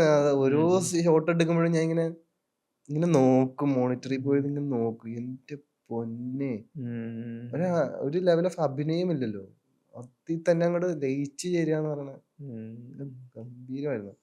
എന്നാ അത് കഴിഞ്ഞ് അതാണ് എനിക്ക് അത്ഭുതമായത്. എനിക്കത് ഭയങ്കര പാടായിരുന്നു ആ ഒരു ടൈമിലൊക്കെ, അല്ലെങ്കിൽ കുറച്ച് നാൾ മുമ്പ് വരെയൊക്കെ. ഇതെന്ത് മാജിക് ഇത് എന്ന് പറഞ്ഞ സാധനം കട്ട് വിളിച്ച് കഴിഞ്ഞ് പിന്നെ നമ്മളോട് തമാശയൊക്കെ പറയണ്, ഇത് ചെയ്യുന്നു. പക്ഷെ അതാണ് ഒരു ബാലൻസ് ചെയ്യാൻ പറ്റുന്ന ഏറ്റവും വലിയ ആർട്ടിസ്റ്റിന് ഏറ്റവും വേണ്ടത് അതാണ്. പലപ്പോഴും ആക്ടർ ഏറ്റവും വലിയ അച്ചീവ്മെന്റ് അതാണല്ലോ, ഡിറ്റാച്ച് ചെയ്ത് അറ്റാച്ച് ചെയ്യാന്ന് പറയണം. പിന്നെ അത് ഭയങ്കര ലാലേട്ടനൊക്കെ സ്ഥിരം എല്ലാരും പറയണ കാര്യം. എനിക്ക് തോന്നുന്നു അതൊരു ചെയ്ത് വരുന്ന കൈവഴക്കം വരുന്ന ഒരു ആർട്ടായിട്ടാ തോന്നണം. ഇതിനെ ഹോൾഡ് ചെയ്തുകൊണ്ടിരിക്കും തോറും നമ്മളുടെ പേഴ്സണൽ ലൈഫും ഉണ്ടല്ലോ, സിനിമ മാത്രമല്ല. അതാണ് നമ്മൾ ഓവർലി അറ്റാച്ച് ആയാലും ഭയങ്കര പ്രശ്നമാണ് സിനിമ. അതിന്റെ എന്ത് ഔട്ട്കമിനെ നമ്മളെ ബാധിക്കാനുള്ള നമ്മൾ കഴിവ് കൊടുക്കണോലെയാ. അത് ഭയങ്കര ഡേഞ്ചറാ സത്യം പറഞ്ഞു. ഇത്രയൊക്കെ സംസാരിക്കുമ്പോഴേ ഇപ്പൊ ഷെയ്ൻ കുഞ്ഞുനാൾ മുതൽ ഇപ്പോ അബിക്കയുടെ ബാക്ക്ഡ്രോപ്പിൽ തന്നെ സിനിമ അറിയാം, സിനിമകൾ കാണുന്നുണ്ട്, കുഞ്ഞുനാൾ മുതലേ സിനിമകളുടെ ഭാഗമാണ്. ഇപ്പൊ ഈ പറഞ്ഞ ഇപ്പൊ മെൻഷൻ ചെയ്ത അൻവറിൽ 10ാം ക്ലാസ്സിൽ പഠിക്കുമ്പോൾ സ്ക്രീനിലുണ്ട്, താന്തോന്നി മെൻഷൻ 9ാം ക്ലാസ്സിൽ പഠിക്കുമ്പോണ്ട്. സിനിമ ശരിക്ക് ഓക്കെ ഇത് ചൂസ് ചെയ്യാം, സിനിമയിൽ എന്തുകൊണ്ട് സിനിമ കണ്ടു കഴിയുമ്പോൾ എനിക്ക് എന്തോ ഒരു സമാധാനം, സന്തോഷം, വാട്ടെവർ ആ മാജിക് ഫീൽ ചെയ്യാൻ പറ്റുന്നുണ്ട്. എനിക്ക് അവിടെ വരണം, സ്ക്രീനിൽ വരണം. അത് ക്രാക്ക് ചെയ്യുന്നത് ഏത് സമയത്തായിരിക്കും? അങ്ങനെ തോന്നിയ ഒരു സിനിമയുണ്ടോ, പെർഫോമൻസ് ഉണ്ടോ? എന്താ ശരിക്കും സിനിമ എന്താണെന്ന് ചോദിച്ചാൽ നമ്മളൊക്കെ മനുഷ്യർക്ക് സ്വപ്നത്തിന് ശേഷം ആകെ കാണാൻ പറ്റുന്ന ഒരു സാധനമാണ് സിനിമ. നമ്മൾ സ്വപ്നം കാണും ഉറങ്ങുമ്പോൾ, ജീവിതത്തിൽ നമുക്ക് ആകെ സിനിമയേ ഉള്ളൂ എല്ലാ മനുഷ്യർക്കും. ഇനി ഞാൻ എങ്ങനെ സിനിമയിലേക്ക് വന്നു എന്ന് വെച്ച് കഴിഞ്ഞാൽ, ഒരു ദിവസം അങ്ങനെ ഒരു ദിവസം എനിക്ക് പറയാനില്ല. ഓക്കെ, ഞാൻ ഇന്ന് മുതൽ ആവും എന്ന് പറയുന്ന ഒരു ദിവസം ഇന്ന് വരെ ഇല്ല. നാളത്തെ കാര്യം പോലും എനിക്കറിയില്ല എന്ന് പറഞ്ഞ പോലത്തെ ഒരു ജീവിതം ഞാൻ ജീവിക്കണം. അതെന്തുകൊണ്ടാന്ന് വെച്ച് കഴിഞ്ഞാൽ, സിനിമയെ ഭയങ്കര ഇഷ്ടമാണ്. ഭയങ്കര ഇഷ്ടമെന്ന് വെച്ചാൽ കാണാൻ പറ്റുന്ന അത്രയും സിനിമകൾ കണ്ടിരുന്നു ഒരു ടൈമിൽ. ഇപ്പൊ ഇറങ്ങണ പടങ്ങളൊക്കെ കാണുന്നുള്ളൂ, അല്ലാണ്ട് ഭയങ്കരമായിട്ട് തെരഞ്ഞുപിടിച്ച് പോയി കാണാൻ അങ്ങനെ ഒരു ടൈമും കിട്ടുന്നില്ല. പക്ഷെ ആ ടൈമിലൊക്കെ സിനിമ കാണുന്നു. അപ്പൊ എന്റെ മനസ്സിൽ ക്യാമറമാൻ ആവണം, എനിക്ക് രാജീവ് രവി സാറിനെ അസിസ്റ്റ് ചെയ്യണം. അതായത് ദേവ്ഡി കണ്ടതിന് ശേഷമാണ് ഓക്കെ ക്യാമറ ആ ഒരു ഏരിയയിലേക്ക് പോകണം.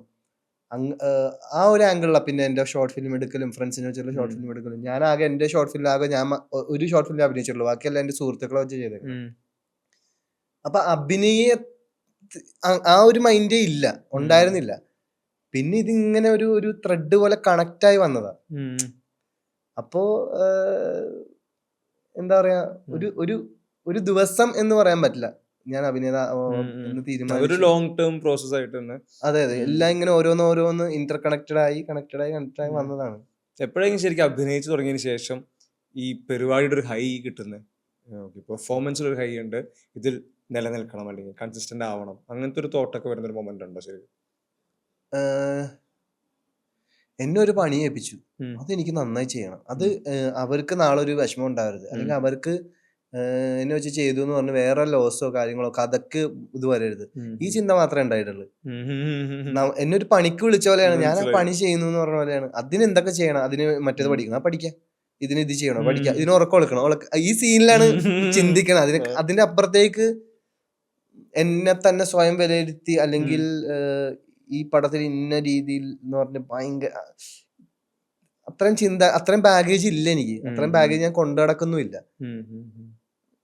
എനിക്ക് എന്റെ ബെസ്റ്റ് അതിനു വേണ്ടി എന്തൊക്കെ ചെയ്യണോ അതെല്ലാം ഞാൻ ചെയ്യുന്നു.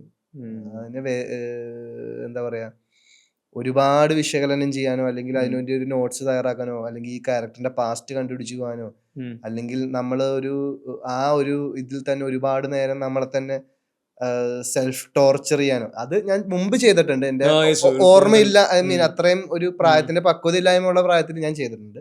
അല്ലെങ്കിൽ അങ്ങനെ ഒരു ഡീറ്റെയിലിംഗ് ഞാൻ ഇന്ന് ഫോളോ അപ്പ് ചെയ്യുന്നില്ല.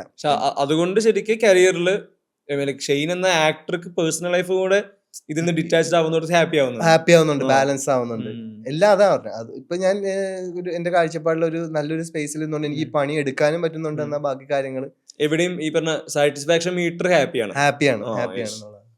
അത് അച്ചീവ് ചെയ്തെടുത്ത് ശരിക്ക് ഒരു സ്കില്ലും കൂടി ആയിട്ട് ഇപ്പൊ കാണുന്നുണ്ട്. അല്ല, അതാ ഞാൻ പറഞ്ഞില്ലേ ഇപ്പൊ നേരത്തെ ഞാൻ പറഞ്ഞതെന്ന് വെച്ച് കഴിഞ്ഞാൽ, ഇപ്പൊ വലിയ വലിയ ആക്ടേഴ്സ് അത് അവരുടെ ചെയ്ത് എത്തുന്ന ഒരു പ്രോസസ്സാണ്. ഞാനും ഇപ്പോഴും ആ പ്രോസസ്സിലാണ്. ഉം. എവിടെ എത്തിയെന്നല്ല ഞാൻ പറയുന്നത്. ഞാനും ഇപ്പോഴും അതും എടുക്കാനുള്ള ഒരു ശ്രമത്തിലാണ് ഇപ്പോഴും. പൂർണ്ണമായി എത്തിയെന്ന് ഞാൻ പറയില്ല. നമുക്കും ഉണ്ട് അറ്റാച്ച്മെന്റ് ഇഷ്യൂസ് വരും. സ്വാഭാവികമായിട്ട് നമ്മൾ ചെയ്ത പടമല്ലേ എന്നുള്ള സാധനമൊക്കെ വരും. ബട്ട് എന്നാലും ഒരു ലെവൽ ഓഫ് ഡിറ്റാച്ച് ചെയ്ത് നിൽക്കാൻ പറ്റുന്നുണ്ട്. അത് നമ്മൾ അച്ചീവ് ചെയ്യുന്ന ഒരു മെച്യൂരിറ്റിയും കൂടെയാണ്. പിന്നെ പ്രായമാകുമ്പോഴത്തേക്ക് ആവണമല്ലോ, അല്ലെങ്കിൽ ഈ പ്രായത്തെ പറ്റി ഓർമ്മ ചോദിക്കാറില്ല. ഇപ്പൊ ഷെയ്ൻ ആയിരിക്കുന്ന സ്പേസില് അല്ലെങ്കിൽ ആയിരിക്കുന്ന പൊസിഷനില് നോക്കിക്കഴിഞ്ഞാൽ ഈ തുടക്കത്തിൽ വരുന്ന സ്കൂളിംഗ് ഭയങ്കര ഇമ്പോർട്ടന്റ് ആണല്ലോ. നമ്മൾ ഏത് സ്പേസിലാണ്, ഏത് ക്രൂവിലാണ്, നമ്മളെ ഓറിയന്റേഷൻ നമുക്ക് കിട്ടുന്നത് ഏതൊക്കെ ലൊക്കേഷനുകളിൽ നിന്നാണ്, സെറ്റുകളിൽ നിന്നുള്ളതാണ്. ഇപ്പോൾ പറവ പറയുന്നുണ്ട്, കമ്മറ്റിപ്പാടുണ്ട്, ഈയിടെയുണ്ട്, കിസ്മത്തുണ്ട്. എല്ലാ തരത്തിലും എനിക്ക് തോന്നുന്നു ആദ്യ കാലങ്ങളിൽ തന്നെ ഷെയ്ൻ എന്ന ആക്ടറെ മാക്സിമം എക്സ്പ്ലോർ ചെയ്യാൻ ഇവരെല്ലാം ശ്രമിച്ചിട്ടുണ്ട്. അതിൽ ഷെയ്ൻ എക്സ്പ്ലോർഡ് ആവുന്നുണ്ട്. ഒപ്പം ഷെയ്ൻ ഈ ലൊക്കേഷനുകളെല്ലാം പഠിക്കുന്നുണ്ടല്ലോ. അവിടെ നടക്കുന്ന ഓരോ ആക്ടിവിറ്റികൾ അല്ല എല്ലാം വ്യത്യസ്തമായിരുന്നില്ലേ? ശരിക്കും അതെല്ലാം ഇപ്പൊ ആയിരിക്കുന്ന ഷെയ്ൻ്റെ ഒരു ഫോർമേഷനിൽ ഭയങ്കര പ്രധാന പങ്കില്ലേ? ഓരോ സിനിമയും പങ്കുണ്ട്. അതായത് ഇറങ്ങാതെ പോയ ബർമുഡ പോലും പങ്കുണ്ട് എന്ന് ഞാൻ പറയും. എല്ലാ സിനിമയും എന്നെ, ഞാൻ എന്ന വ്യക്തിയെയും ഞാൻ എന്ന ആക്ടറിനെയും നല്ല രീതിയിൽ സ്വാധീനിച്ചിട്ടുണ്ട്.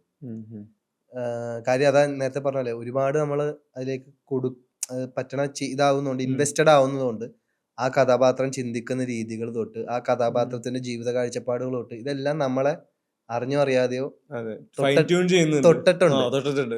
അപ്പൊ നമുക്ക് ഓക്കെ, ഇങ്ങനെയും ചിന്തിക്കുന്ന ആൾക്കാരുണ്ട് ഇവിടെ എന്നുള്ള ഒരു സംഭവം. പിന്നെ ഞാൻ ചെയ്ത സിനിമകളിൽ തുടക്കകാലങ്ങളിൽ ഒരു റിയലിസ്റ്റിക് ഫോർമാറ്റിൽ നിന്ന് പിന്നെ പതുക്കെ പെട്ടെന്ന് എനിക്കൊരു ഷിഫ്റ്റ് വന്ന സേറാവാനും ചെയ്തപ്പോഴാണ്.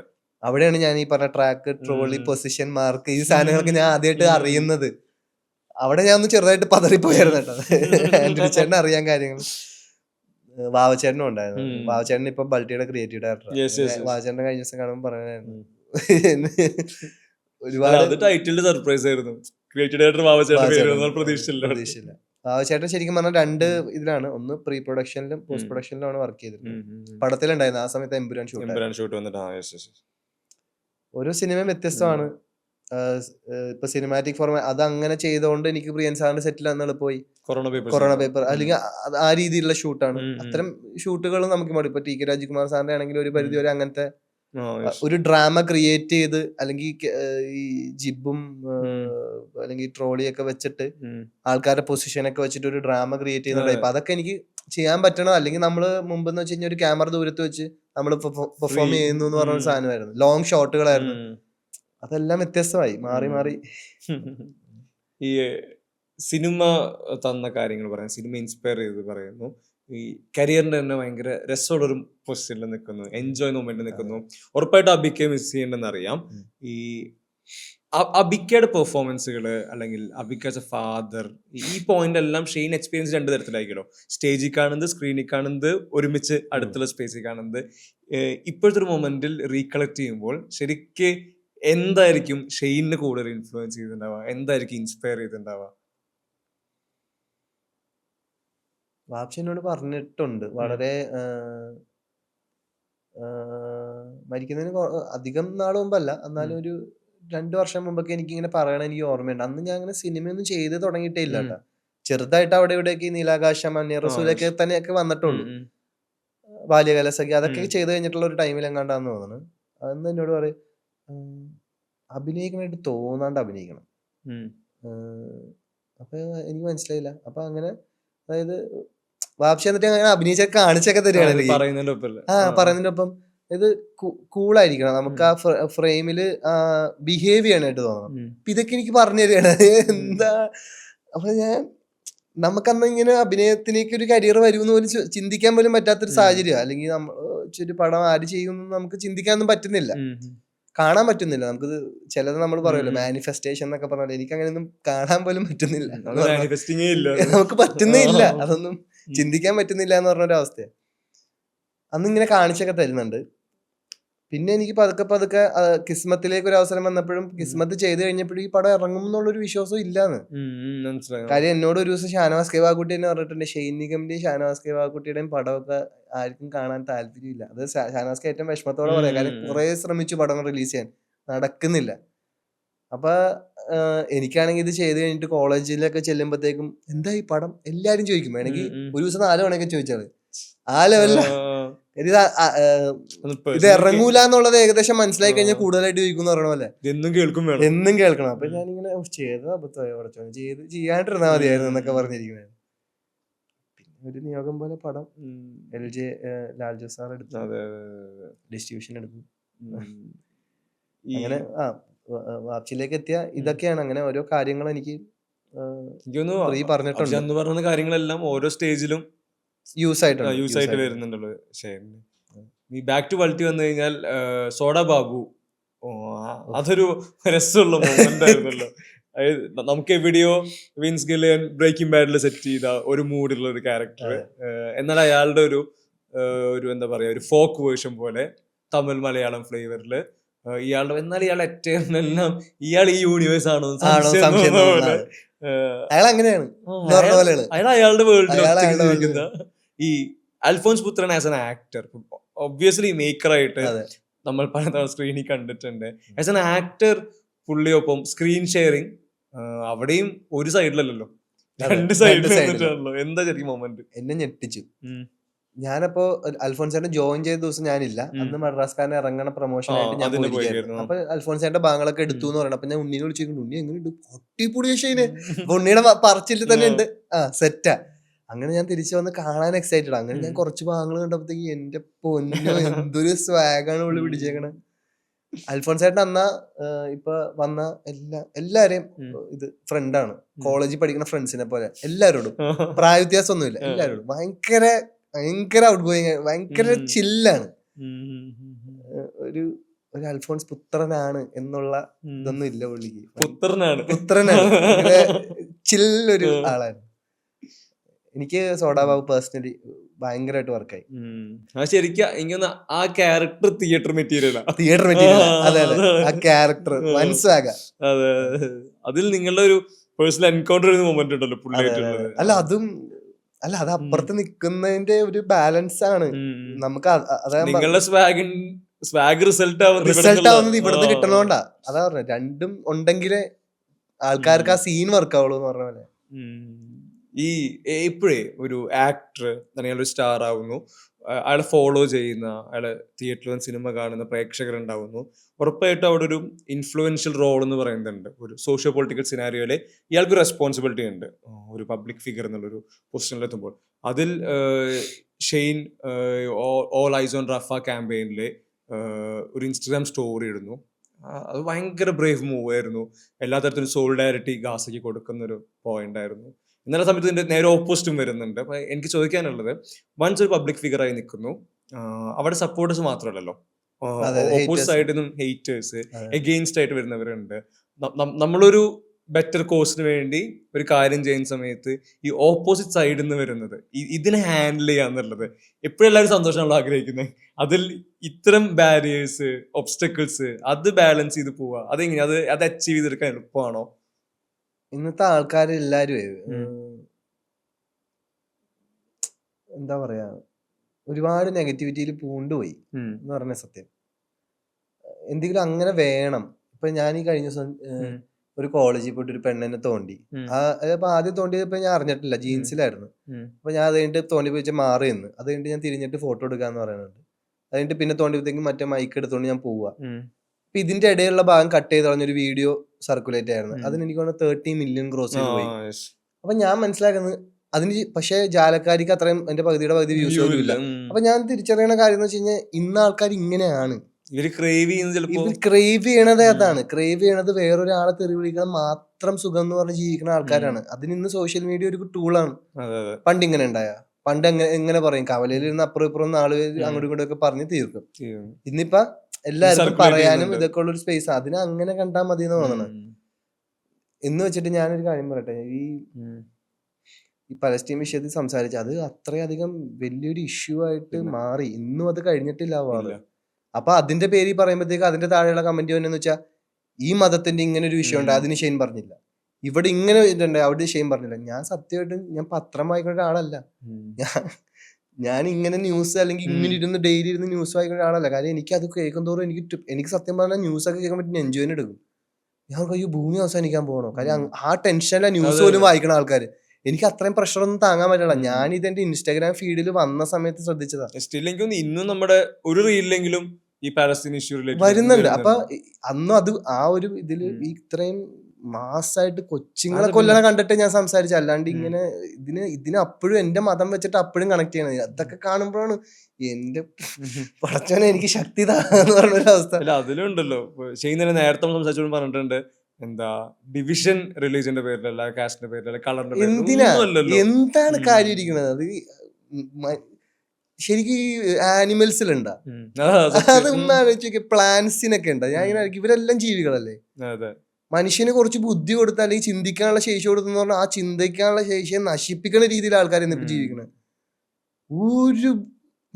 നമുക്ക് സങ്കടം തോന്നിപ്പോവും. എന്തിനാ ചേട്ടാ ഇങ്ങനെയൊക്കെ പറഞ്ഞിട്ട് എന്ത് സുഖമാണ് നിങ്ങൾക്ക് കിട്ടണേ എന്നുള്ളത് സത്യം. പക്ഷെ അതില് എന്തോ നമുക്ക് കാലങ്ങളായിട്ട് അങ്ങനെ ഒരു അവസ്ഥയും സോഷ്യൽ മീഡിയ ബുള്ളിങ് ഒക്കെ എനിക്ക് ചെറുപ്പകാലം മുതൽ കിട്ടിയോണ്ട് ഇപ്പൊ നമ്മൾ ബാധിക്കുന്നില്ല. നമുക്ക് മനസ്സിലാവും എക്സ്ട്രീം വൺസ് കണ്ടതാണ്. എക്സ്ട്രീം കഴിഞ്ഞാൽ നമുക്ക് ബാധിക്കുന്നില്ല എന്നുള്ളതാണ്. ഇതിൽ എനിക്ക് തോന്നുന്നു ഇപ്പൊ ഈ ഷെയ്ൻ അങ്ങനെ ഒരു പോസ്റ്റ് ഇടുന്ന പോയിന്റിൽ പോലും വാറെന്നുള്ളത് നമുക്ക് ഹിസ്റ്ററി ടെക്സ്റ്റ് ബുക്കാണ്. നമ്മളിത് നമ്മുടെ ഒരു ഏറയില് ഇത്രയും ഭീകരമായിട്ട് എക്സ്പീരിയൻസ് ചെയ്യുന്ന ടൈം കൂടിയാണല്ലോ ഇത്. ആ സമയത്ത് ഇതൊരു ഷെയർഡ് എംപതിയാണ് അവിടെ വരേണ്ടത്. അതല്ല അവിടെ വർക്ക് ആവുന്നുള്ള അതൊരു ഒന്നും ചെയ്യാനില്ല. എല്ലാത്തിനും ഉണ്ടെന്നേ രണ്ടു വശം. നമ്മളത് എല്ലാം ഒന്നും നോക്കി എല്ലാരെയും തൃപ്തിപ്പെടുത്തിക്കൊണ്ട് ജീവിക്കാൻ പറ്റില്ല. എന്തായാലും നമ്മൾ എത്ര കാലമൊക്കെ ജീവിക്കും ഇവിടെ. എന്തിനാ ഇത്രയും ടെൻഷൻ അടിക്കാൻ എന്താ ഉള്ളത് ശരിക്കും? അവര് ഒരാൾ അങ്ങനെ എന്നെ വിചാരിച്ചോട്ടെ കുഴപ്പമില്ല. അതിനെനിക്ക് എന്താ? നമ്മളെ ബാധിക്കുന്നില്ല. നമ്മൾ ആരോടും മോശമായിട്ട് ചിന്തിക്കുന്നില്ല. വേറൊരാൾക്ക് മോശം വരാനും ആഗ്രഹിക്കുന്നില്ല. പിന്നെ വേറൊരാൾ നമ്മളെ പറ്റി അങ്ങനെ ചിന്തിക്കണേന് എന്താ ഒരു കുഴപ്പമില്ല. ഈ നമ്മൾ നേരത്തെ നോക്കി കഴിഞ്ഞാൽ RDX ഇറങ്ങുന്ന സമയത്ത് നീലനിലവേ എനിക്കൊന്ന് ഒരു ഇന്റർവ്യൂലെ ഷെയ്ൻ ഇപ്പൊ ഇരിക്കുമ്പോ ഏറ്റവും പ്രധാനപ്പെട്ട ചോദ്യം കൂടിയാണെന്ന് തോന്നുന്നു. നീലനിലവയുടെ ഒരു വളരെ വലിയൊരു ലോങ് ടേം ട്രെൻഡിങ് ജേർണി ശേഷം അതേ ഒരു രക്ഷയാന്ന് പറയും. കാരണം എവിടെ പോയാലും നീലനിലവേ കളിക്കോ ഈ സീന. അപ്പൊ എനിക്ക് ആദ്യമൊക്കെ ഭയങ്കര എക്സൈറ്റ്മെന്റ് ആയിരുന്നു. പിന്നെ കളിച്ച് ആൾക്കാരെ ഇത് മാത്രമുള്ള എന്ന് പറഞ്ഞൊരു അവസ്ഥ ഉണ്ടല്ലോ. പക്ഷെ അവിടെ തന്നെ രക്ഷകനെ പോലെ ജാലക്കാരി വന്നു. ഇനി കുഴപ്പമില്ല, ഇനിയിപ്പോ കുറച്ചാൾ ഇതിൽ ഓടിക്കോളും എന്നുള്ളത്. ഈ ഡാൻസ് ഇപ്പോഴും ഷെയ്ന് പണ്ട് തൊട്ടേ ഉറപ്പായിട്ടും റിയാലിറ്റി ഷോന്റെ ഇതുണ്ടെങ്കിൽ കൂടി അതിന് മുന്നേ ഡാൻസിനോട് ഒരു ക്രേസ് എന്നുള്ളത് അത് സ്റ്റിൽ ഓൺ ഗോയിങ് ക്രേസ്, ഭയങ്കര ക്രേസ് ആണോ? ഞാൻ സത്യം പറഞ്ഞ ഈ ഡാൻസ് ഒക്കെ പഠിക്കണ ഇച്ചിരി പണിയുള്ള മടിയാ. ഇത്രയും കാര്യങ്ങള് ഡെയിലി ഒന്നും ഡാൻസ് ഒന്നും കളിക്കൊന്നുമില്ല. ഈ ആവശ്യം വന്നാൽ കളിക്കുമെന്ന് പറഞ്ഞ പോലെ. ഇപ്പൊ ഈ ലാസ്റ്റ് മഴവിൽ അവാർഡ്സിന് ഉണ്ടായി. എനിക്ക് ആ ഡാൻസ് ചെയ്യണത് ഭയങ്കരമായിട്ട് എന്റെ സിനിമയ്ക്ക് ഭയങ്കരമായിട്ട് ഗുണം ചെയ്തു. കാര്യം ഇത് ഒറ്റ സ്ട്രെച്ചിൽ 6-7 മിനിറ്റ് കളിക്കണുണ്ട്. അതും എന്റെ മാസ്റ്റർ സതീഷ് മാസ്റ്റർ നല്ല ടഫ് സ്റ്റെപ്പ് തരുള്ളൂ. സതീഷ് മാസ്റ്റർ അത്രയും നാളും സതീഷ് മാസ്റ്റർ എന്ത് ചെയ്യുന്ന വെച്ച് കഴിഞ്ഞാൽ അത്രയും നാളും പുള്ളിക്കാരനെ പഠിപ്പിക്കാൻ പറ്റാണ്ട് പോയ സ്റ്റെപ്പുകൾ സെലിബ്രിറ്റീസിനെയോ അല്ലെങ്കിൽ ആൾക്കാരെ ഇതെല്ലാം ഇങ്ങനെ നോട്ട് ചെയ്ത് വെച്ചിട്ട് എനിക്ക് കൊണ്ടു തരും. അതായത് 2 സെക്കൻഡിൽ 10 സ്റ്റെപ്പ് എന്ന് പറഞ്ഞ പോലത്തെ സ്റ്റെപ്പൊക്കെ ഇട്ട് ഞാൻ ഇങ്ങനെ. പക്ഷെ ഞാനതിനെ എനിക്ക് ആദ്യമൊക്കെ ഭയങ്കര പാടായിരിക്കും. ചാലഞ്ചായിട്ട് എടുത്ത് ഒരു 3-4 ദിവസം കൊണ്ടെങ്കിലും ഞാൻ അത് പഠിക്കും.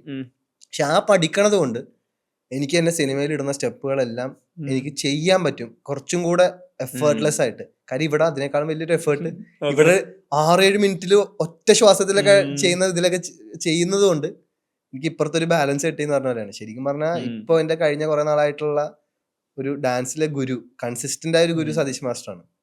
പിന്നെ അതിപ്പോ നീലനിലവ് സാൻഡി മാസ്റ്റർ ആയിരുന്നു. ഇത് അനു വിശ്വ എന്ന് പറഞ്ഞ നമ്മുടെ ആസെക്കൂടെയും ഒക്കെ ചെയ്ത, ഇപ്പൊ ഊറും ബ്ലഡിന്റെ ഒക്കെ ചെയ്ത ആളാണ് ജാലക്കാരി ചെയ്തത്. പെൺകുട്ടിയാണ്. അപ്പൊ ഇവരും അതാണ് ജാലക്കാരിയുടെ കൊറിയോഗ്രാഫർ. അതിന്റെ ഹേ പെണ്ണെ പാട്ടുണ്ടായില്ലേ, അത് സാൻഡി മാസ്റ്റർ ആയിരുന്നു. ഈ സാൻഡി മാസ്റ്ററുടെ ആക്ടർ ലൈഫും കൂടെ തകർത്ത് കളഞ്ഞു. ഞാൻ മെസ്സേജ് ചെയ്യുന്നുണ്ടെങ്കിൽ ഈ ലോക ശരിക്ക് ഇപ്പോ നമ്മൾ നോക്കിക്കഴിഞ്ഞാൽ നമ്മളായിരിക്കുന്ന ഇൻഡസ്ട്രിയിൽ തന്നെ വലിയൊരു റിമാർക്കബിൾ മൊമെന്റ് ആണ് സൃഷ്ടിക്കുന്നത്. തീർച്ചയായും ഫീമെയിൽ ലെഡ് സിനിമ വന്നിട്ട് സകല റെക്കോർഡും ബ്രേക്ക് ചെയ്യുന്നു, ആളുകൾ റിപ്പീറ്റഡ്ലി തിയേറ്ററിൽ വരുന്നു. എന്താ ശരിക്കും ഒരു മലയാളി പ്രേക്ഷകൻ എന്ന രീതിയിൽ എനിക്ക് ഞാൻ ആ പടം കണ്ടതാ. ഞാൻ 2-3 ദിവസം തന്നെ ഐമാക്സ് സ്ക്രീനിലും കാണുന്നത്. എനിക്കൊരു പക്ക തിയേറ്ററിൽ എക്സ്പീരിയൻസ് കിട്ടി. ഞാൻ ആ സിനിമയെ കാണുന്ന ഒരു രീതി എങ്ങനെയാന്ന് വെച്ച് കഴിഞ്ഞാല് ആ പൊ- ഏറ്റവും കൂടുതൽ നമ്മൾ അംഗീകരിക്കേണ്ട DQ-നെയാണ്. അതായത് ബാക്കി അവരുടെ എഫേർട്ട് മാനിക്കുന്നില്ല എന്നുള്ളതല്ല. കാരണം ഫാന്റസി ജോണർ നമ്മൾ എടുക്കുന്നത് ശരിക്കും പറഞ്ഞാൽ, അല്ലെങ്കിൽ ഇത്രയും പൈസ മുടക്കുന്നത് പറഞ്ഞത് വലിയ അത്ര എന്താ പറയാ എളുപ്പമുള്ള പരിപാടിയല്ല. റിസ്ക് എലമെന്റ് ഒരുപാടുള്ളതാ. പക്ഷെ അത് ഡൊമിനിക് അരുണിന്റെ സ്ക്രിപ്റ്റിനെ ട്രസ്റ്റ് ചെയ്തുകൊണ്ട്, കാര്യം ഡൊമിനിക് അരുൺ സിനിമ എടുത്ത് കാണിച്ചു കൊടുത്തിട്ടല്ലോ പൈസ മുടക്കുന്നത്, ഒരു നരേഷനിലൂടെ വിശ്വസിക്കുകയാണ്. ആ ഒരു മൂവിനെ, ആ ഒരു ബോൾഡ് മൂവിനെയാണ് ഞാൻ ഏറ്റവും കൂടുതൽ അഭിനന്ദിക്കുന്നത്. കാര്യം ഇത് അടുത്തൊരു 10 കൊല്ലത്തിലെ മനസ്സിലാവുള്ളൂ. ലോകം തുറന്നു വെച്ചത് വലിയൊരു സംഭവമാണ്, വലിയൊരു സാധനം മലയാളം ഇൻഡസ്ട്രിക്ക് വേണ്ടിയിട്ട്. ഒരു സൂപ്പർ ഹീറോ ആയിക്കോട്ടെ, ഫാന്റസി ആയിക്കോട്ടെ, ഇതെല്ലാം നമുക്ക് ഓക്കെ ഇത് ചെയ്താലും ഇവിടെ അടിക്കും എന്ന് നമ്മൾക്കൊരു എല്ലാവർക്കും ഒരു ധൈര്യം കൊടുത്തൊരു പ്രോഗ്രാം. അല്ലല്ല, അതാണ് പലരും ഇപ്പൊ എന്റെ അടുത്ത് എന്റെ കുറച്ച് സുഹൃത്തുക്കൾ പറഞ്ഞു, ഞാൻ ഇങ്ങനെയൊക്കെ പണ്ട് ചിന്തിച്ചിട്ടുണ്ടെന്ന്, പക്ഷെ അന്ന് എന്റെ ഫ്രണ്ട്സ് കളിയാക്കുമായിരുന്നു എന്നൊക്കെ പറയും. അപ്പൊ അതാണ് വലിയൊരു ബോൾഡ് നീക്കമാണ് നടത്തിയത്. അതിനകത്ത് കല്യാണി, നസ്ലൻ, എല്ലാരും, ടോബി ചേട്ടൻ, ഡൊമിനിക് അരുൺ, അതിന്റെ ശാന്തിവി, എല്ലാവർക്കും ഈക്വലി ആ ഒരു കൺഗ്രാറ്റ്സ് എന്റെ സൈഡിൽ. അതുപോലെ തന്നെ രസമുള്ള ഭയങ്കര റിലീഫായ മൊമെന്റിലൂടെ നമ്മൾ ഇരിക്കുന്നത് ആ ഒരു വലിയൊരു ബ്രേക്കിന് ശേഷം മമ്മൂക്ക ലൊക്കേഷനിൽ വരുന്നത്, അതിലും ഒരു മറ്റേ ഫാൻ ബോയ് പ്രേക്ഷകൻ ഷെയ്ൻ ആണല്ലോ. തീർച്ചയായിട്ടും വളരെ എക്സൈറ്റഡ് ആണ്. നമ്മള് ആരും പ്രതീക്ഷിക്കുന്നില്ലല്ലോ ഇങ്ങനെ ഒരു സംഭവം, അല്ലെങ്കിൽ ഒരു അസുഖം വരുന്നു, അല്ലെങ്കിൽ എല്ലാ പ്രേക്ഷകനെ പോലെ ഞാനും മിസ് ചെയ്തിരുന്നു. അപ്പൊ തിരിച്ച് ഇന്നലെ ഒഫീഷ്യൽ ന്യൂസ് കണ്ടപ്പോ ഒരുപാട് സന്തോഷം, ആശ്വാസം തോന്നി. കാര്യം കിങ് ആണല്ലോ തിരിച്ചു വരുന്നത്. മമ്മൂക്കയുടെ ഈ പറഞ്ഞ സോഷ്യൽ മീഡിയ ഹാൻഡിലും ഡ്രൈ ആയിരുന്നല്ലോ കുറെ നാൾ മമ്മൂക്കയുടെ ഫോട്ടോ. മമ്മൂക്ക ഇന്നലെ ഫോട്ടോ തന്നെ പോസ്റ്റ് ചെയ്യുന്നു. അതെ, അത് എനിക്ക് വേണം, അത് മാത്രമേ ഉള്ളൂ ഇപ്പൊ സോഷ്യൽ മീഡിയ. എല്ലാവരും അത് തന്നെയായിരുന്നു. എനിക്ക് അവസാനമായി ചോദിക്കാനുള്ളത്, ഈ പല ക്യാരക്ടേഴ്സ് ലോങ് സിനിമാറ്റിക് ജേർണി, ഈ ജേർണിയിലെല്ലാം പലതരത്തിൽ ഇമോട്ട് ചെയ്യുന്നുണ്ടല്ലോ. ചിരിക്കണം, കരയണം, ഇതെല്ലാം ഈ ഒരു കരിയറിന്റെ ഭാഗമായിട്ട് പല തവണ ചെയ്യുന്നുണ്ട്. ഇപ്പൊ പറഞ്ഞ പോലെ ഡിറ്റാച്ച്മെന്റ് ഇപ്പൊ പോസിബിൾ ആയിട്ടുണ്ട്. എന്നാൽ ഇത് പോസിബിൾ അല്ലാത്തൊരു ടൈം പീരീഡ്, നമ്മൾ പറയുന്ന റിയലിസ്റ്റിക് സ്റ്റൈലിൽ സിനിമകൾ ചെയ്യുന്ന, കൂടുതൽ ഡാർക്ക് ഓൺ സ്ക്രീനിൽ കിട്ടിയിരുന്ന ആ സമയത്ത് ഒന്ന് കരഞ്ഞു കഴിഞ്ഞാൽ അതിൽ നിന്നുള്ള ഒരു ഡിറ്റാച്ച്മെന്റ്, ഈ കരച്ചിലിന്റെ ബാഗേജ് ഇതെല്ലാം മാറ്റി നോർമൽ ഷെയിനിലോട്ട് തിരിച്ചു വരുന്നത്, അത് ഭയങ്കര ഹെക്റ്റിക് ആയ ഒരു പ്രോസസ്സായിരുന്നു. അന്ന് ഞാൻ ആ ഒരു സോണിൽ നിന്ന് പോകൂലായിരുന്നു. അതായത് ഇപ്പൊ അതിപ്പോ എന്ത് തരം മൂഡാണ് ചെയ്യണമെങ്കിൽ അങ്ങനെ ഒരു സോണിൽ തന്നെ സസ്റ്റെയിൻ ചെയ്യാനായിട്ട് ശ്രമിക്കുമായിരുന്നു. ഇത് സിനിമ എനിക്ക് കിട്ടിയ ക്യാരക്ടർ അത് മാത്രമേ ഉണ്ടാവുള്ളായിരുന്നു. പേഴ്സണലി ഈ ഷെയ്ൻ എന്ന് പറഞ്ഞ ഒരാള് എനിക്ക് ഇല്ലാത്ത പോലെയൊക്കെ ആയിരുന്നു എനിക്ക്. അതായത് വലിയ വില ഞാൻ എന്നെ തന്നെ കൊടുത്തില്ല എന്ന് പറഞ്ഞ പോലെയാണ്. അതാണ് ക്യാരക്ടറിനായിരുന്നു എല്ലാം എന്ന് പറഞ്ഞൊരു സംഭവം.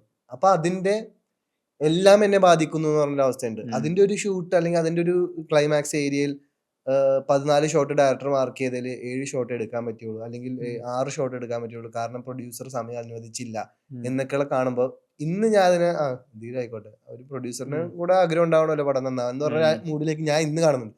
അന്ന് എനിക്ക് അതൊക്കെ ഭയങ്കര എഫക്ട് ചെയ്യും. അന്ന് എനിക്ക് ഈ പ്രൊഡ്യൂസറിനോട് ദേഷ്യമൊക്കെ വരും. പക്ഷെ ഞാൻ എന്നിട്ട് അയാൾ വേറൊരു സിറ്റുവേഷൻ വരുമ്പോൾ ഞാൻ പറയും അത് നടക്കൂല ചേട്ടാ എന്നൊക്കെ പറയും. അത് എന്താ വെച്ചാൽ ഈ ആത്മാർത്ഥതയെ വേറെ രീതിയിലാണ് പക്ഷെ പിന്നീട് ജനം കാണണേന്ന് മനസ്സിലായി, അല്ലെങ്കിൽ ഇത് വേറെ രീതിയിൽ ബാഡായിട്ട് യൂസ് ചെയ്യപ്പെടാന്ന് മനസ്സിലായി. ആഹാ ശരി ആയിക്കോട്ടെ, പടം അങ്ങനെയാണ്, അങ്ങനെ ആയിക്കോട്ടെ, എനിക്ക് എന്ത് ചെയ്യാൻ പറ്റും, ഞാൻ എന്റെ പാർട്ടി ചെയ്യുന്നു. ഇനിയിപ്പോ അത്രയൊക്കെ ഞാൻ അതിൽ കൂടുതൽ കൊടുത്തിട്ട് എല്ലാരും അങ്ങനെയാണെന്നല്ല കേട്ടോ. ഒരുപാട് പേര് വല്ലാണ്ട് പാഷനേറ്റ് ആയിട്ടുള്ള ഒരുപാട് നല്ല പ്രൊഡ്യൂസേഴ്സിനോട് ഞാൻ ഇപ്പൊ ലാസ്റ്റ് സന്തോഷ് സാറാണെങ്കിലും ഇങ്ങനെ ഒരു സിനിമയ്ക്ക് വേണ്ടി നിൽക്കുന്ന ഒരു പ്രൊഡ്യൂസറിനെ എന്റെ ജീവിതത്തിൽ കണ്ടിട്ടില്ല എന്ന് പറഞ്ഞ ഓരോ കാര്യങ്ങൾ, ഈച്ച് ആൻഡ് എവറിത്തിങ്. അത്രയും സ്ട്രെസ് എടുത്തിട്ട് അത്രയും അതിനുവേണ്ടി നിൽക്കുന്നു ഇന്നും, പടം ഇറങ്ങിയതിന് ശേഷവും. അതൊക്കെ അങ്ങനെ നല്ല ആൾക്കാരെ ഞാൻ കാണുന്നുണ്ട്. അപ്പൊ അതാണ്, ഇപ്പൊ ഓവർലി ഞാൻ അറ്റാച്ച് ആവുന്നില്ല. എന്നാ ഇപ്പൊ സാറിന് വേണ്ടിയിട്ട് ഇനിയിപ്പോ എന്റെ ആരോഗ്യനിലക്ക് ഡൗൺ ആണെങ്കിൽ പോലും ഞാൻ സാറിന് വേണ്ടി കൂടുതലായിട്ട് പ്രൊമോഷൻ ഇറങ്ങുന്നു എന്ന് പറഞ്ഞ ഒരു സാഹചര്യം കൊടുക്കാൻ കാരണം അത് അവര് നമുക്ക് ഇങ്ങോട്ട് തരുന്ന ഒരു എനർജിയാണ്. നമുക്ക് എന്തെങ്കിലും തിരിച്ചു കൊടുത്തല്ലേ പറ്റുള്ളൂ എന്ന് പറഞ്ഞ പോലെയാണ്. അപ്പൊ പണ്ട് ഉണ്ടായിരുന്നു അറ്റാച്ച്മെന്റ് ഇഷ്യൂസ് ഉണ്ടായിരുന്നു. പിന്നീട് ഒരു കാലത്തിന്റെ മെച്യൂരിറ്റിയിൽ ഞാൻ തിരിച്ചറിഞ്ഞു എല്ലാരും ആ അറ്റാച്ച്മെന്റോ അല്ലെങ്കിൽ ആ ഒരു സിൻസിയറിറ്റിയോ ഡിസർവ് ചെയ്യുന്നില്ല എന്നുള്ളതാണ്. നീ നിന്റെ ജോലി ചെയ്യുക, വൃത്തിയായി പോരുക. ഈ കരിയർ തന്നെ ഒരു ട്രയൽ ആൻഡ് എറർ ആണല്ലോ ഇപ്പോഴും എല്ലാവർക്കും. ആ. നമ്മൾ പഠിക്കുന്നു, തിരുത്തുന്നു, മറ്റേ അൺലേൺ ചെയ്യുന്നു. ഇതിന്റെ ഈ ഒരു മുന്നോട്ടുള്ള യാത്രയുടെ പിന്നെ ബൾട്ടി ടു മുന്നോട്ടുള്ള കരിയർ, അതിൽ ഷെയ്ൻ ഇനി കാണുന്ന ഒരു വിഷൻ എന്താണ്? പിന്നെ ചെയ്യേണ്ട സിനിമകളുടെ സ്കെയിലുകളായിരിക്കാം, അല്ലെങ്കിൽ ഇനി ഞാൻ പെർഫോമൻസ് ഇനി എക്സ്പ്ലോർ ചെയ്യേണ്ട ഏരിയകൾ ഏതാണ്? എന്താ ശരിക്കും ഷെയ്ൻ ഇനിയുള്ള ഒരു കരിയറിന്റെ ഒരു വിഷൻ? അങ്ങനെ എനിക്ക് തിയേറ്ററിക്കലായ പദ്ധതികൾ ചെയ്യണം എന്ന് തന്നെയാണ് ആഗ്രഹം. പക്ഷെ അതില് നല്ല രീതിയിലൊരു ഇമോഷണൽ ഹുക്ക് വേണം സിനിമയ്ക്ക്. നല്ല സ്ട്രോങ് കോണ്ടന്റ് വേണം. പറയാത്ത മാറ്ററുകൾ പറയാൻ പറ്റണം. ഇതൊക്കെയാണ് ഞാൻ ഇനി നോക്കുന്നത് എന്നുള്ളതാണ്. അത് കണ്ടന്റ് ഉള്ള കൊമേഴ്ഷ്യൽ സിനിമ. ഇതാണ് കമേഴ്ഷ്യൽ സിനിമ. അങ്ങനെ ഒരു ഇടയിലുള്ള ഒരു പരിപാടി. എന്തായാലും എല്ലാവിധ ആശംസകളും. Thank you. എനിക്ക് തോന്നുന്നു ഇപ്പൊ ഷെയ്ൻ്റെ സക്സസിൽ നമ്മളെല്ലാവരും ഭയങ്കര ഹാപ്പിയാണ്. Thank you. ഇതിന്റെ ഒരു എക്സ്റ്റൻഷൻ ഇനി അങ്ങോട്ടുള്ള കരിയറിലും ഭയങ്കര രസകരമായിട്ട് മുന്നോട്ട് പോകട്ടെ. Thank you thank you so much. Thank you so much.